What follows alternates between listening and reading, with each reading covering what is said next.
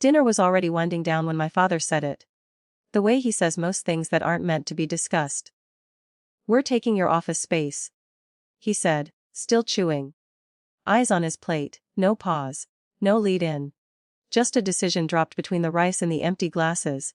I nodded before I understood what I was agreeing to. That reflex has lived in my body longer than any opinion. I heard myself say, "I'll clear it out tomorrow." My voice sounded cooperative, even helpful. My mother didn't look up. My brother kept scrolling on his phone. The matter closed itself. That office had been mine for 3 years. Not legally, not ceremonially. Just practically. A spare room at the back of the house where I worked, paid my taxes, built a small consulting business that was slowly, stubbornly growing. It wasn't sentimental, but it was structured. Desk by the window. Filing cabinet I paid for. Contracts printed and labeled. A lock on the door, which I rarely used. That night, I told myself it was just a room. That families share space, that I was being mature. I lay awake cataloging compromises like they were virtues. Tomorrow, I'd pack.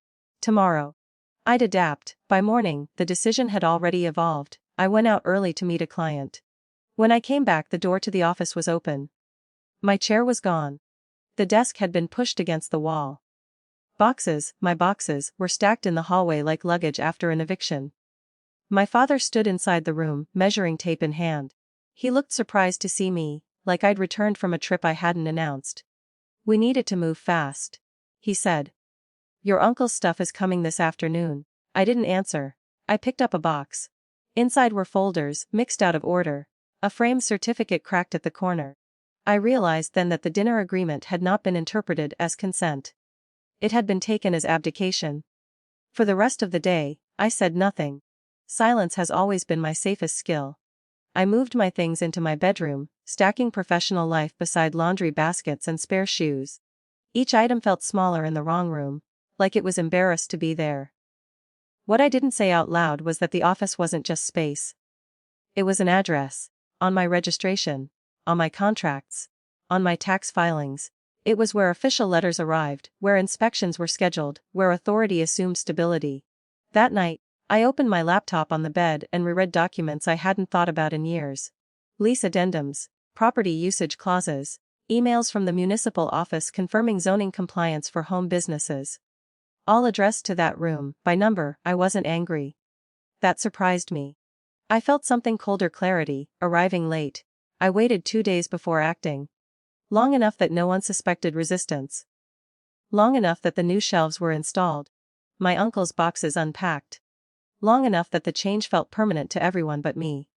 On the 3rd morning, an inspector came. I hadn't scheduled him recently. He was following up on an annual renewal tied to my business license. He stood in the hallway, clipboard in hand, and asked to see the registered workspace. My father stepped forward, confident. "That room is no longer used for business." The inspector nodded once. "Then the license is no longer valid at this address." The house went quiet in a way I recognized. "Not shock calculation," I said evenly, "the business hasn't moved." The space was reassigned without notifying the city. The inspector turned to me. "Is that correct?" "Yes." He asked to see the room. He noted the changes. He took photographs, he explained, clearly and without emotion.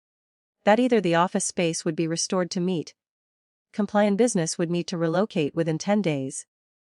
Fines applied otherwise. This was the authority moment, not dramatic, not loud. Just unmistakable. After he left, my father did look at me. "He should have said something," he said finally. I met his eyes. "I did. At dinner. You didn't hear it." The office was restored by evening. Desk back by the window. My chair returned, one wheel bent. My uncle's boxes stacked elsewhere.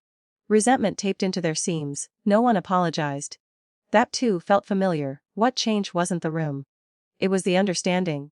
They moved around me differently after that, as if I had acquired weight. Not respect exactly, something more cautious. I worked late that night, door closed. Not locked. I didn't need to anymore. The victory, if it was one, didn't feel good. It felt necessary. Like setting a bone that had healed wrong. I knew this wouldn't fix the pattern. Just interrupt it. But as I turned off the light and left the office the way it had been, I understood something I'd avoided for years.